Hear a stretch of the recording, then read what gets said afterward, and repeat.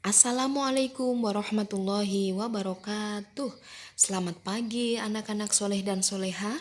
Alhamdulillah kita masih jumpa di pembelajaran virtual. Kali ini kita masuk ke tema 8 muatan IPA. Materinya tentang matahari, bumi, dan bulan. Baiklah anak-anak, sebelum kita masuk ke pembelajaran, ada baiknya kita mengawalinya dengan membaca basmalah. Bismillahirrahmanirrahim. Matahari, bumi, dan bulan. Perhatikan gambarnya. Gambar tersebut adalah peredaran antara bulan dan bumi mengelilingi matahari. Benda langit yang paling berpengaruh terhadap kehidupan di bumi adalah matahari dan bulan. Matahari akan selalu terbit di pagi hari dari sebelah timur. Pada sore hari, matahari akan terbenam di sebelah barat. Bulan pun akan terlihat pada malam hari. Bulan adalah benda langit yang letaknya paling dekat dengan bumi. Bulan adalah satelit bumi. Bulan dapat tampak bulat pada saat bulan purnama. Terkadang hanya tampak sebagian, bahkan menghilang. Bulan bersama bumi bergerak mengelilingi matahari. Peredaran bumi mengelilingi matahari dinamakan revolusi bumi. Sambil mengelilingi matahari, bumi juga berputar pada porosnya. Perputaran bumi pada porosnya dinamakan rotasi bumi. Untuk memahami kedudukan bumi, bulan, dan matahari, perhatikan gambar. Pada gambar, matahari diam saja tidak bergerak. Sementara yang bergerak adalah bumi yang berwarna biru dan bulan yang berwarna hitam. Kenapa bulan berwarna hitam? Karena bulan tidak memiliki cahaya sendiri. Yang memiliki cahaya sendiri adalah matahari. Matahari merupakan bintang paling besar. Jadi sebenarnya matahari tidak terbit dari timur, melainkan bumi yang berputar seolah-olah matahari terbit dari sebelah timur dan tenggelam di sebelah barat. Bumi bersama bulan bergerak mengelilingi matahari. Pergerakan bumi dan bulan mengakibatkan kejadian-kejadian di permukaan bumi, antara lain penampakan bulan dari bumi, kemudian ada gerhana, pasang surut air laut, dan sistem penanggalan. Kenampakan bulan dari bumi. Bulan biasanya muncul pada malam hari. Bentuk kenampakan bulan tidak tetap, melainkan berubah-ubah jika dilihat dari bumi. Ini disebut dengan fase bulan. Fase bulan ada bulan purnama, bulan cembung, bulan separuh, bulan sabit, dan bulan baru. Kemudian gerhana. Gerhana ada gerhana bulan dan gerhana matahari. Ini akan dibahas pada pertemuan selanjutnya. Kemudian pasang surut air laut. Pasang surut air laut ini bermanfaat bagi petani garam untuk memanfaatkannya pada saat pembuatan garam. Kemudian pada saat pasang naik, para nelayan juga mencari ikan. Kemudian bermanfaat pula bagi kapal-kapal besar dapat berlabuh di dermaga pada saat pasang naik. Kemudian rotasi bumi. Rotasi bumi, perhatikan gambar. Rotasi bumi adalah gerakan atau perputaran bumi berputar pada porosnya. Perhatikan gambarnya, bumi berputar pada porosnya. Bumi berotasi selama 23 jam, 56 menit, 3 detik, atau 24 jam. Jika dibulatkan menjadi 24 jam. Satu kali rotasi dinamakan satu hari. Maka dari itu satu hari terdiri dari 24 jam. Bumi berputar mengelilingi porosnya sejauh 360 derajat dalam waktu 24 jam. Maka setiap 1 jam bumi berputar sejauh 15 derajat. Dengan perhitungan tersebut, kita dapat menghitung perbedaan waktu setiap negara berdasarkan garis bujur. Dari arah bumi berputar dari arah barat ke arah timur. Hal ini yang mengakibatkan matahari terbit dari arah timur dan tenggelam di barat. Ini yang disebut dengan gerakan semu harian matahari, yaitu seolah-olah matahari terbit dari sebelah timur dan tenggelam di sebelah barat. Padahal sesungguhnya matahari tidak bergerak, yang bergerak adalah bumi. Yang perlu kalian ketahui bahwa garis bujur 0 derajat terletak di kota Greenwich, Inggris. Waktu internasional ini dikenal dengan waktu GMT atau GMT, Greenwich Mean Time.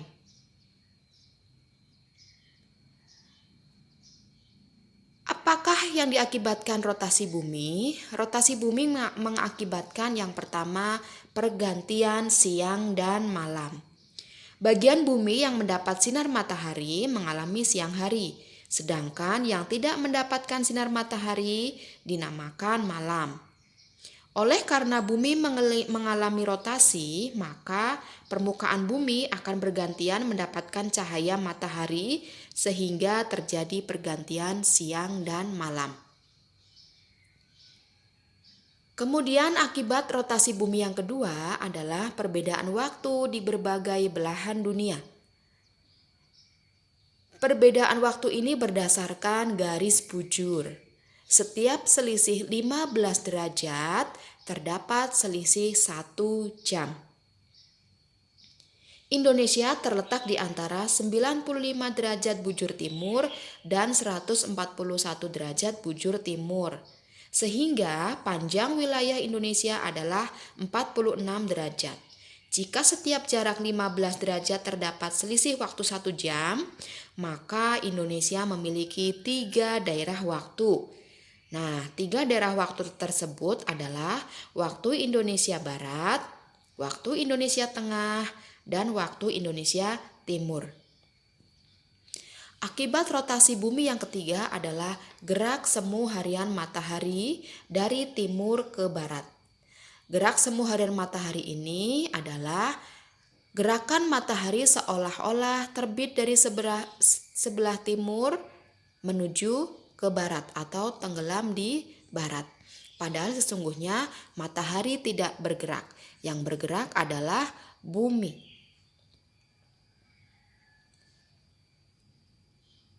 Nah, ini adalah contoh perbedaan waktu di Indonesia.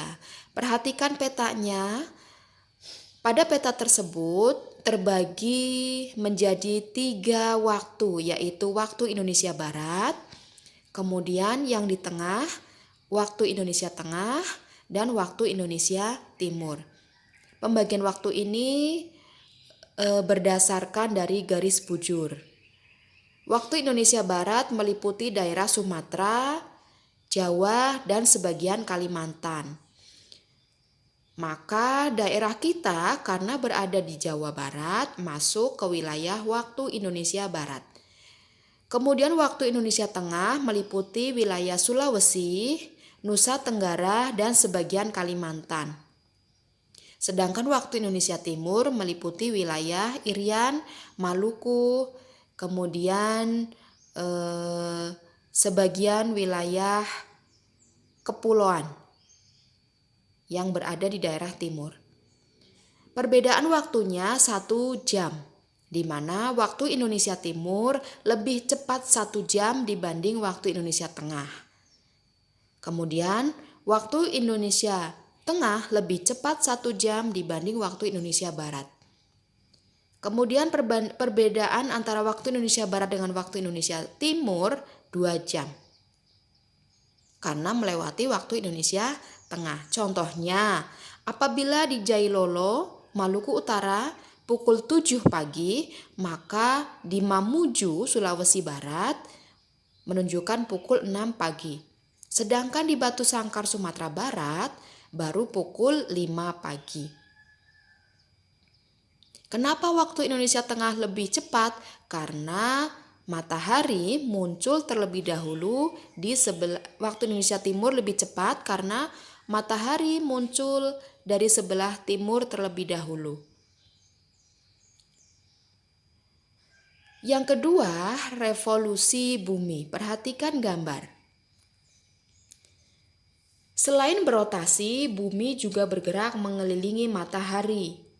Pergerakan bumi mengelilingi matahari disebut dengan revolusi bumi. Revolusi bumi membutuhkan waktu 365 hari atau dibulatkan menjadi 1 tahun. Ini yang disebut dengan 1 tahun. Kecepatan revolusi bumi lebih dari 106.000 km per jam. Bumi mengelilingi matahari dalam orbit yang oval. Perhatikan orbit oval. Artinya bumi mengelilingi matahari dengan posisi miring. Besar kemiringan berkisar 23,5 derajat jika diukur dari garis khatulistiwa atau ekuator.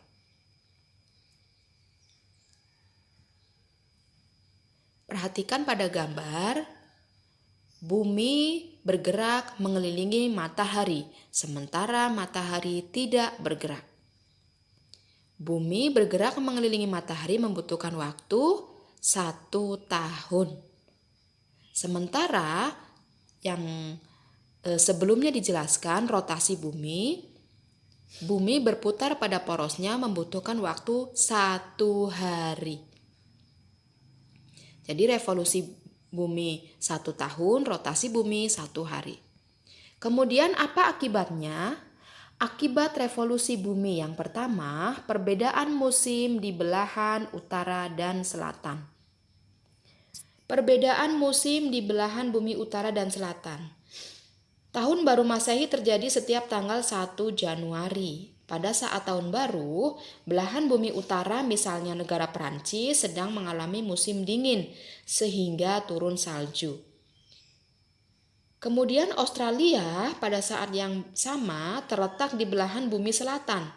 Maka pada saat tahun baru terjadi musim panas di daerah Australia atau di negara Australia. Akibat adanya revolusi bumi tersebut, terjadi perbedaan musim pada belahan bumi utara dan bumi bagian selatan.